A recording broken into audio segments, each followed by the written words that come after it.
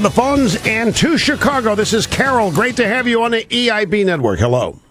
Rush, I'm so excited to be talking to you. I can't believe I got through. Thank you. Thank you very much. I drive in my car and I listen to you, and I'm like constantly yelling at the radio every day, so I'm glad I have my time to speak.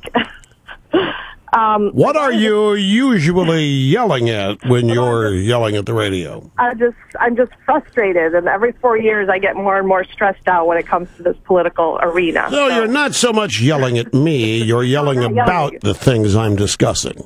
Right, exactly. Yeah. I'm very engaged. Anyway, 2 points that I wanted to make. I worked in government for a long time, and my first day on the job, a very astute coworker said 2 things about working in government. The first thing is never legitimize that which is illegitimate. And the second thing was you have to be like Teflon. And so people are going to throw things at you, and you just have to let them bounce off.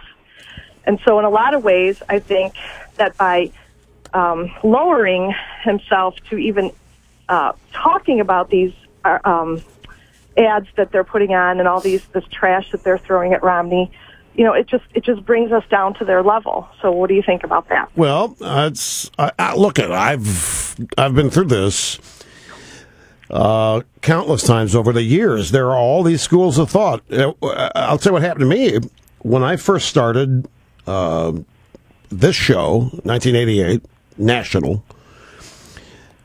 It wasn't long before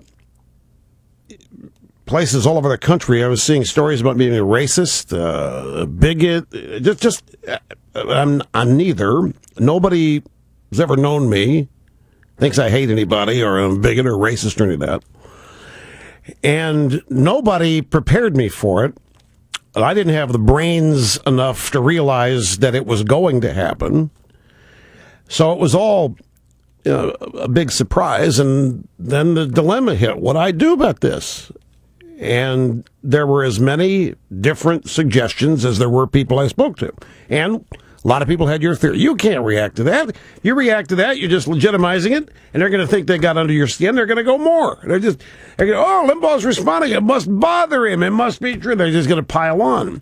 Then other people, you can't let them say that about you. Can't just ignore you. If you let this racist charge stick, you're going to get destroyed. They're going to be able to wipe you out. And then other people would have their theories. And it went on for 4 years.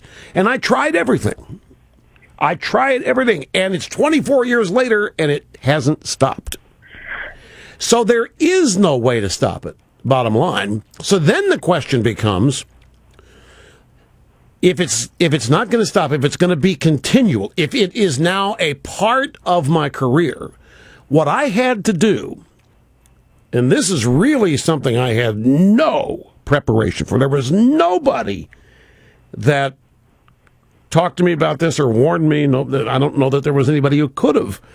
I had to do a major psychological reorientation for myself, and I had to learn to accept and not just accept. I had to learn to appreciate that being hated was a sign of success. Now, most people are not raised that way. Most people don't grow up wanting to be hated, and most people are not told to be hated. Everybody's parents tells them to do whatever it takes to be liked, and everybody wants to be liked. They want to be liked universally. They care more about what other people think and say of them than they care about anything. And here I had to reorient myself and say, the fact that they hate me is a sign of my success, and then learn to smile about it, because it wasn't going to go away. There was no way to stop it. There was, as these 24 years have shown. So wow. that was just for me. The best piece of advice I ever got really came inadvertently and accidentally. And a guy just said, you know what? Laugh at it. That'll drive him crazy. Just laugh at it and make jokes about it. So for the most part, you have to play the game on their playing field, and you know, this is what they do, and so it's hard to, it's frustrating. It really no. If you play the game on their playing field, then it's the opposite of the advice you were given. Right. But But it seems like I'm very idealistic. It's like, put the facts out there, put an agenda out there that's really going to tell people what you're going to do to make changes to this country, and people will listen. There are very intelligent people in this country that will listen to that and understand. Okay, hang on just a second. Since you said that, grab Soundbite 16 real quick. This is David Rodham Gergen on CNN last night with Anderson Cooper, and he's talking about Obama's dishonest attacks, and it goes right to what you said. Just put your agenda out there. Just tell people what you're going to do, and they're going to listen. Here's what Rodham Gergen's theory on that is. Does it help one of these candidates? Clearly, the Obama people feel that having a campaign based on this is a very different campaign than he conducted 4 years ago, is helping them.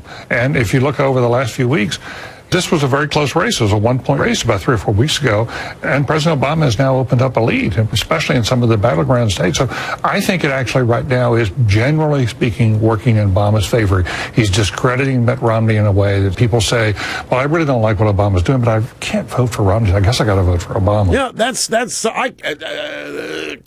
I don't like what Obama's doing, but I just can't vote for this Romney guy.